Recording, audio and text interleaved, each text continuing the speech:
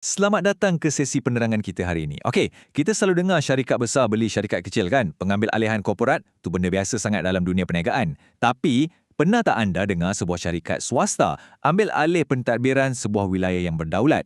Ya, bukan syarikat biasa tapi menguruskan sebuah negeri. Hari ini kita nak rungkai satu kes sejarah yang memang luar biasa. Macam mana syarikat Borneo Utara British atau SBUB buat pengambil alihan korporat secara besar-besaran ke atas negeri Sabah. Persoalannya sekarang, macam mana sebuah syarikat perdagangan biasa yang objektif asalnya cuma nak buat untung untuk pelabur, tiba-tiba boleh bertukar peranan jadi pemerintah mutlak untuk sebuah negeri yang besar dan kaya. Ini bukan cerita penjajahan gaya lama tau. Ini kisah perniagaan dan spekulasi tanah yang bertukar menjadi satu empayar pentadbiran. Bayangkan, syarikat korporat zaman sekarang tiba-tiba dapat lesen untuk memerintah sebuah negara. Menarik kan? Jom kita tengok macam mana mereka buat. Untuk merungkai misteri pengambilan alihan bersejarah ni, kita akan pergi melalui 5 bahagian ringkas. Pertama, tarikan ekonomi dan strategik. Kedua, persaingan mendapatkan pajakan. Ketiga, piagam diraja 1881. Keempat, syarat-syarat piagam. Dan kelima, kesan pentadbiran. Okey, mari kita masuk bahagian pertama, tarikan ekonomi dan strategik, yang merupakan hadiah utamanya. Pertama sekali, kenapa Sabah? Sebab Sabah pada masa itu bukan sekadar tanah biasa. Ia adalah satu aset strategik dan ekonomi yang sangat-sangat bernilai. Kedudukan geografi Sabah ni memang amat ideal. Ia terletak betul-betul di tengah-tengah lebuh raya maritim antarabangsa. Maksudnya, kapal-kapal dagang sibuk dari Eropah dan India yang nak ke China atau Jepun memang wajib melalui kawasan ni.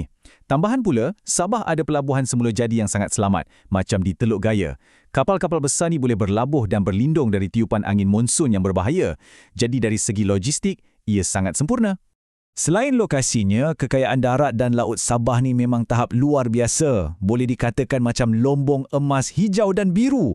Komoditi-komoditi ini semuanya ada permintaan yang super tinggi di pasaran global ketika itu. Contohnya sarang burung layang-layang. Permintaannya di China, jangan cakaplah, memang melambung tinggi. Pedagang barat tahu kalau mereka kuasai pasaran sarang burung, mereka boleh jadikan ia modal berdagang barang mewah dari China. Lepas tu kita ada sagu, rotan, getah perca, sehinggalah ke hasil laut premium macam mutiara, sirip ikan yu dan timun laut atau gamat. Ini semua barang bernilai tinggi yang masyarakat tempatan macam Bajau, Suluk dan Kadazan Dusun dah lama ekspor ke pasaran antarabangsa. Tapi, potensi Sabah tak berhenti pada hasil hutan dan laut semula jadi saja. Pemodal asing ni nampak peluang yang jauh lebih besar. Mereka tengok kawasan dataran dan lembah di Sabah yang sangat subur. Kawasan ini memang ngam sangat untuk buat pertanian komersial berskala besar. Bayangkan tanaman macam kapas dan indigo. Waktu zaman revolusi perindustrian, kilang-kilang tekstil di Eropah memang amat memerlukan pewarna indigo ni. Jadi dengan segala kekayaan sumber sebegini, tak pelihlah kenapa pemodal barat sanggup buat apa saja untuk menguasai Sabah. Seterusnya, kita beralih ke bahagian kedua, rentetan pajakan dan persaingan bidaan. Jejak dokumen dan kuasa di Sabah ni sebenarnya agak kompleks. Sebelum British masuk secara rasmi, kuasa pentadbiran dikongsi oleh Kesultanan Brunei, Kesultanan Sulu dan ketua-ketua tempatan. Tapi yang menariknya, pemodal asing ni tak guna tentera pada awalnya. Mereka guna taktik orang perniagaan. Mereka sewa, mereka pajakkan tanah dan buat perjanjian. Secara literalnya, mereka pindah-pindahkan hak milik wilayah ni macam orang buat spekulasi hartanah zaman sekarang. Bertukar tangan dari sultan, pergi ke pelbagai ejen asing dan spekulator. Memang satu persaingan yang huru-hara. Mari kita susun sikit garis masa kritikal ni.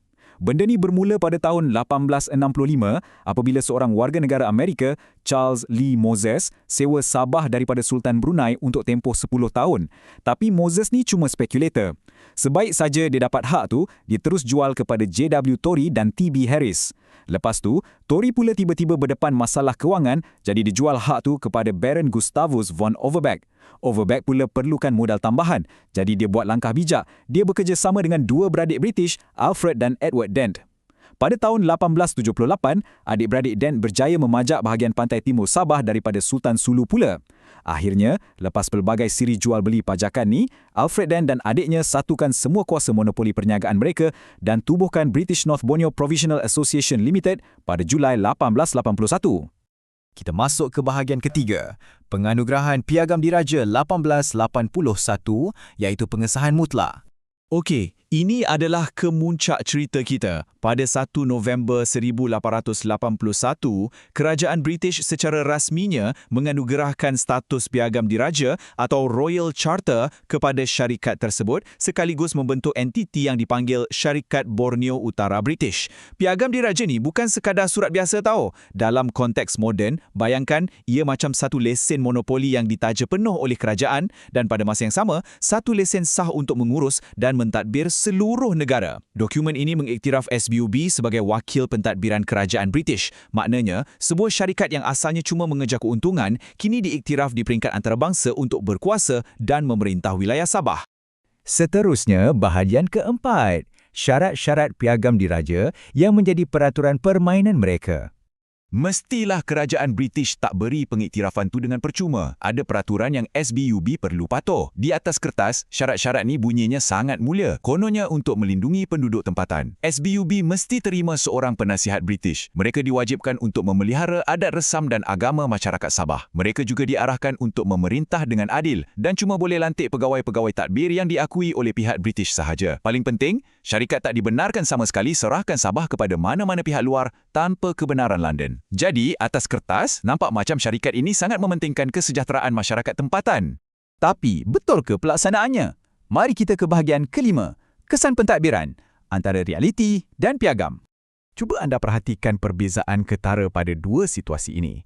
Kalau kita tengok pada jata rasminya, masyarakat peribumi dipaparkan secara simbolik memegang perisai dan parang, seolah-olah mereka dilibatkan dan sangat dihormati di bawah pentadbiran ini.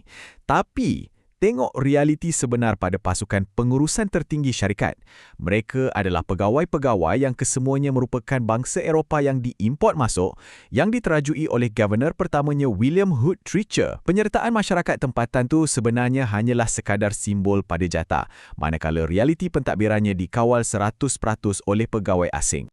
Jadi, ke manakah arah tuju sebenar syarikat ini?